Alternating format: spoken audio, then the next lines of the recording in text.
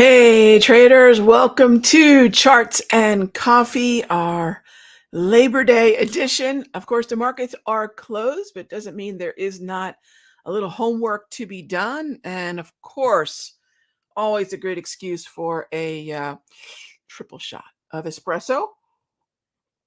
Hope everyone's having a wonderful morning and that you aren't going to be spending all day in front of the charts. I won't be, but I'll be here for a couple hours doing some homework, preparing for really the beginning of the fall trading season, which I am unbelievably excited about, but also a little bit hesitant about. The hesitation comes from the fact that when we look at historical rhythms in terms of what to expect from the broader averages, it's most definitely still very much reminiscent of the August action that we saw. So what that means for me, what that means for us, is that choppiness, that lack of follow through, that's going to continue into August, which is fine as long as we've been making the adjustments that we've been making throughout August, which is shorten the time frame. When I talk about short-term trading, gang, I'm talking about short-term swings and day trading. And the reason I use the word short-term trading and not just day trading is that I don't want anyone thinking I'm just going to day trade, although just like I need multiple gears to get around the track, right? I don't know how many of you caught the F1 race yesterday in Monza. We need multiple gears to get around the track. I need multiple gears to get around this track that we call trading. So I'm going to have the gear to switch into that is day trading. I'm going to have the gear to switch into that is short-term swing. And the short-term swing is going to give me the luxury of sometimes very, very, very short time horizon, maybe 1 to 3 days. I could take advantage of some overnight moves, like some of the nice ones that we've had through August. And when I don't have the daily or the 1 hour, which is my preference for short-term swings, when I don't have that clarity, fantastic. I still will have a pipeline full of opportunity because day trading is going to give me on average, personally, day trading on average is going to give me about 2 to 4 setups per, let me turn my light on here. There we go. It's going to give me about 2 to 4 setups per morning, usually 2 to 4. So again, I can keep that pipeline full and do my job as a trader. Find trades, manage risk, rinse and repeat. Yes.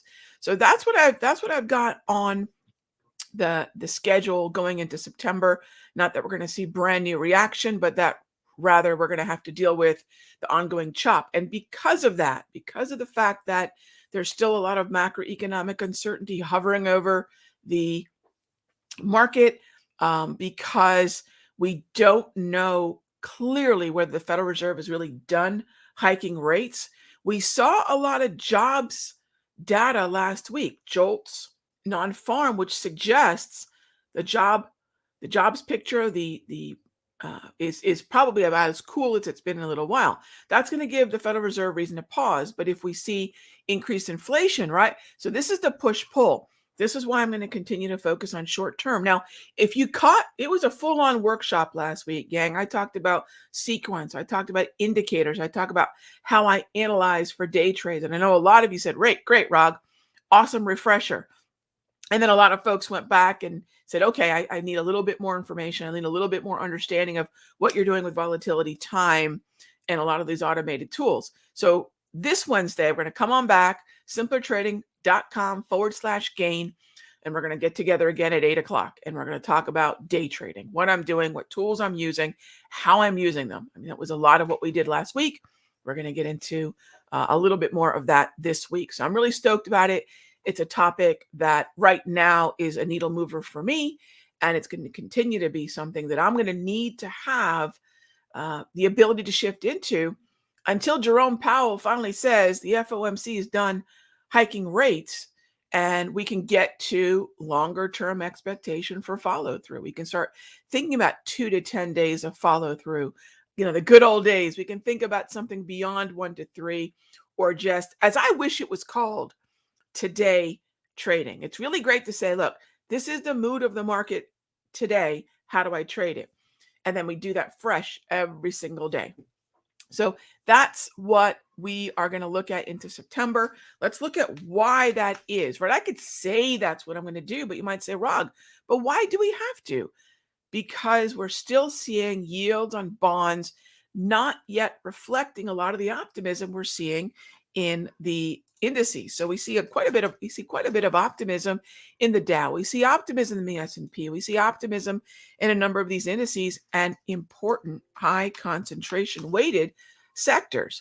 So what gives, bonds? Why won't you just start showing us lower yields by rallying? Remember, yields directionally are opposite from the movement on the futures and on, say, the TLT.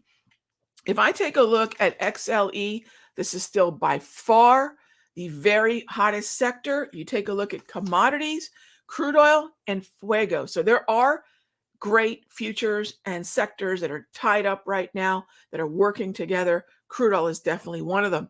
And then a lot of folks have been asking me about natty gas and all this. I'll tell you the same thing I've been telling folks in the Sector Secrets Mastery. Go ahead and pass on UNG and NG for now. Avoid the commodity, but most definitely take advantage of the stocks. FCG, this is the ETF of natural gas company. These are XOP, natural gas and crude oil company stocks. And that's where we say, do we have to trade the commodity, or are the stocks that rely on the commodity doing better? And I think it's the latter. So we don't find our favorite thing and press trades there. We find the narrative where the best environment for traders exists. That could be time frame, hence day trading, or that can be the structure of the particular stock, ETF, futures contract. That's going to be the multi. Take a look at that chart on the right. You see how there's two green rows of colors at the bottom? That is superior structure for, I would say, 98% of traders. Why do I say that? Because uptrends are the easiest type of market behavior, market structure to trade. Most of us do very well in uptrends. The quicker we accept this, right, that structure dictates strategy, and the best strategy for day traders, the best strategy for swing traders, heck, for even investors is an uptrend, then we realize we have to skew, we have to optimize for job number one, whether it's a 5-minute time frame or a 1-hour time frame. Am I finding the uptrends in the market? That's a huge part of the overall movement. All right. So again, on average, Justice, I usually do 2 to 4 a morning. That's on average. And then if I take a look at the afternoon, I'd say it's going to be another 1 to 2, depending on the structure into the PM session. So we have an AM session, we have a PM session, and something we're doing for the class for the first time is scalping. Because sometimes, how many times have we woken up to just this amazing momentum right at the bell? For me, I've got to wait to determine structure, then start playing mean reversions or retracements, which works really well. But sometimes we end up with so much momentum. Traders ask me, Rog, how do we take the tools that are available to Sector Secrets Mastery traders, tools that we've learned in your day trading classes? How do we put it together? Or maybe I don't have any of those. How do I get those tools and scalp? I'm not a scalper, right? I'm not one of those people that's going to suddenly start doing something that I have not done for decades and say, all right, let's give it a whirl. However, Lorna Bot, those of you that know Lorna in my room, she's a staple in my room. She's definitely very active in the Sector Secrets Mastery, and she saw the same challenge that I had. Hey, Bot, people want to scalp. She's been scalping for years and years and years. The challenge was, can we do it without having to introduce a whole bunch of new tools so that, okay, Rog, I'm going to do your type of day trading, but gosh, do I need to use a bunch of new tools for scalping? And the answer is now, finally, after years and quite literally hundreds of trades, I can say positively, you do not. So when the momentum hits and you say, Rog, I'm going to go scalp using the tools and the process that Lorna Bot has created, of course, with my seal of approval, you've got that gear now. And I've never had that gear to share. So really excited, because that's just going to increase the number of potential opportunities for those of you that want those quicker type scalping trades. And again, all done intraday. So there's not a lot of shifting you have to do. It's not like it's a whole brand new set of tools. It's one extra tool to give you that visual on the scalp. Really excited about that. Same time frames, by the way. I've tried the process on both the I tried the process on both the 2 minute and the 5 minutes. Really good results. All right. So when I take a look at the euro, what gives euro? How come if the Federal Reserve is almost done hiking, you are not moving higher? And the bottom line is this is just evidence of in price action the continued macroeconomic uncertainty that's keeping indices a little bit concerned about we're not entirely sure that Jerome Powell and company are done, right? August was a difficult month. We had a great uptrend in July, which is typically the seasonal. We had a very choppy August, which again is the seasonal. So we have 2 months in a row that the seasonal has been working. That's why I'm warning everyone, hey, we're probably going to see some more chop up till about midway through September. By the way, not so coincidentally, it's amazing how these seasonals and some of these other issues start to overlap. The synchronicity is amazing. So I'm expecting chop into about mid-September based on seasonals. I'm still going to confirm that with price. But for many of you, we know that the sort of the wild card volatility play is happening around the budget, right? The House does not come back to DC until September 12, I believe. So that's right in the middle of the month. Don't you think we're going to typically see what we do every time, which is that 11th hour? So while we're not sure, wouldn't it make sense to see chop? We've seen this before with these budget issues, with the continuing resolutions, etc. So this is not to say I give a rip about politics. It's just that politics right now might add some volatility at a time that I'm expecting volatility to kick in. So it's pretty interesting stuff. All right. So comment here, FXY is bearish. I don't know the context, Andrew, of FXY is bearish.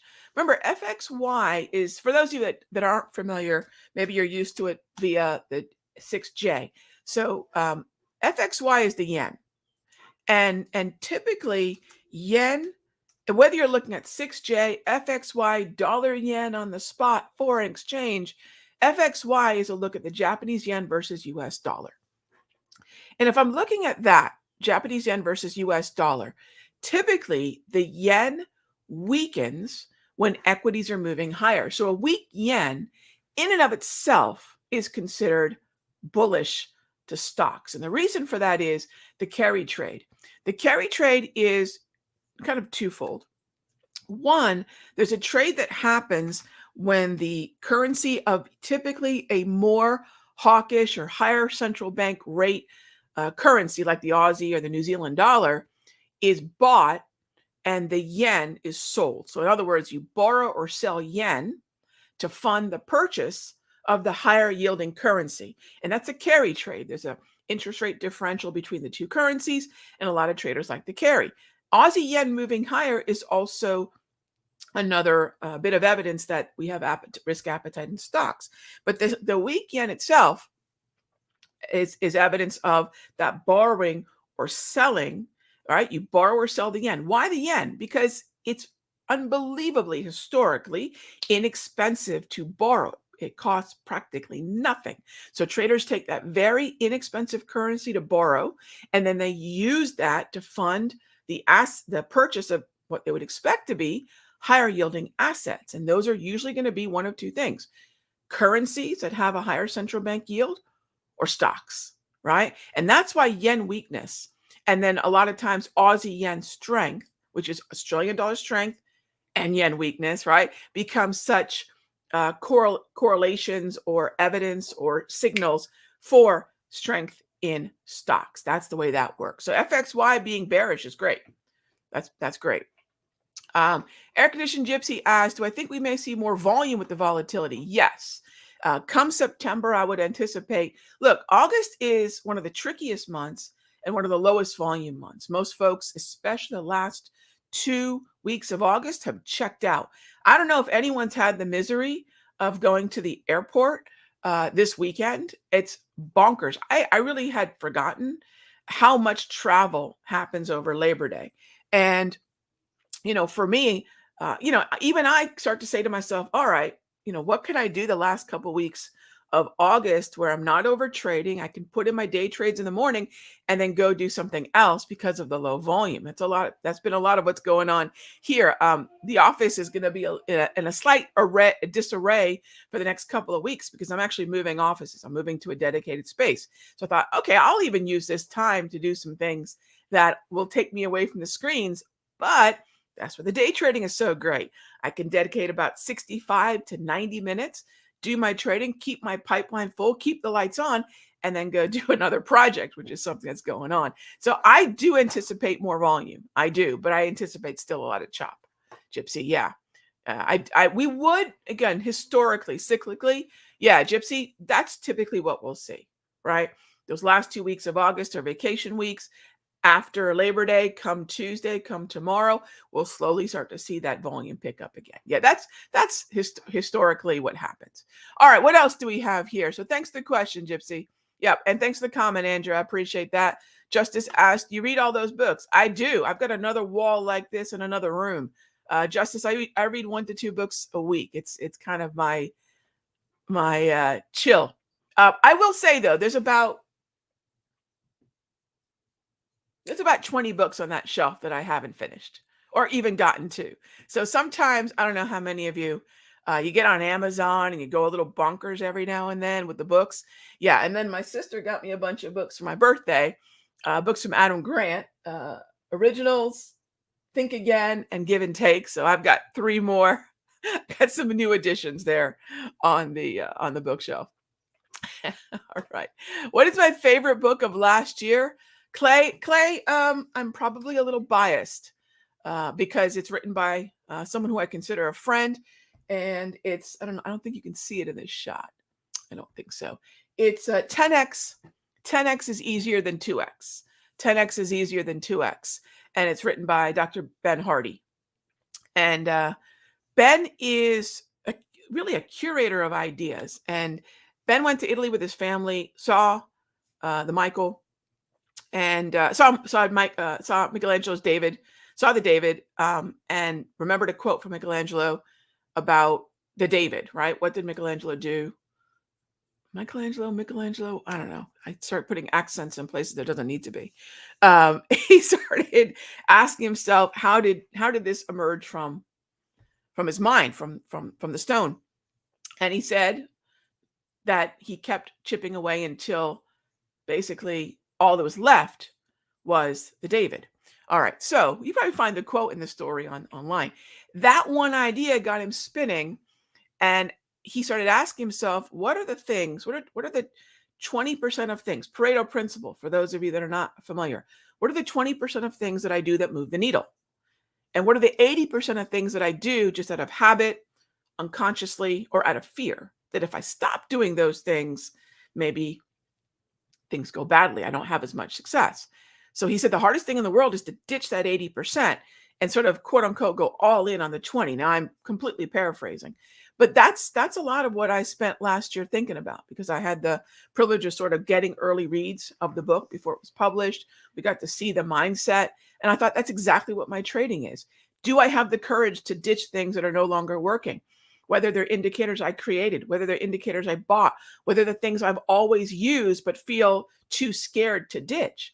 Am I willing to say, I love to swing trade, but right now day trading's working. So I look at the 20% that's moving the needle and I use all that energy there. And that's really hard for a lot of traders, right? It's hard to break the habit.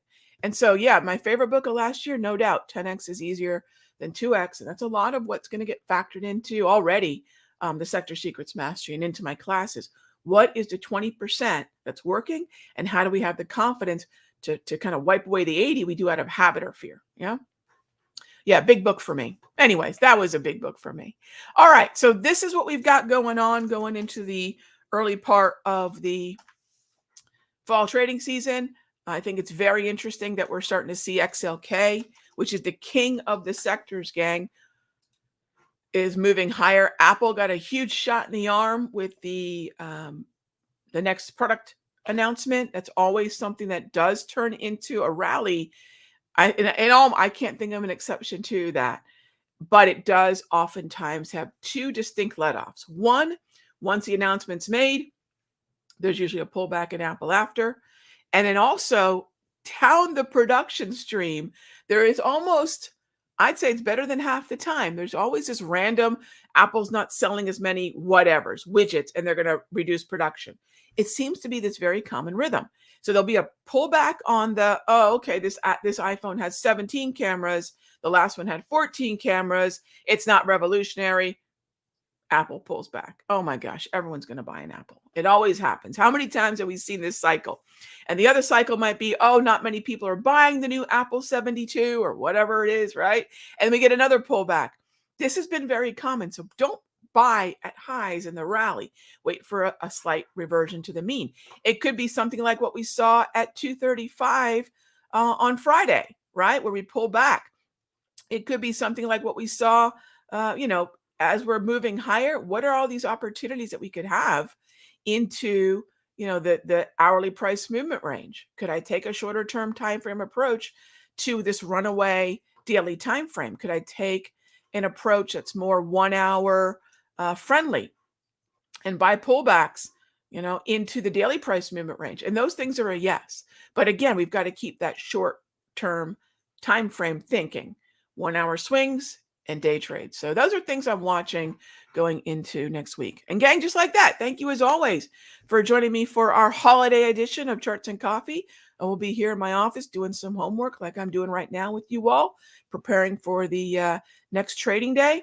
The cool thing is, as long as things are fairly short term in nature, my focus is going to be mostly on the 1 hour and the 5 minute.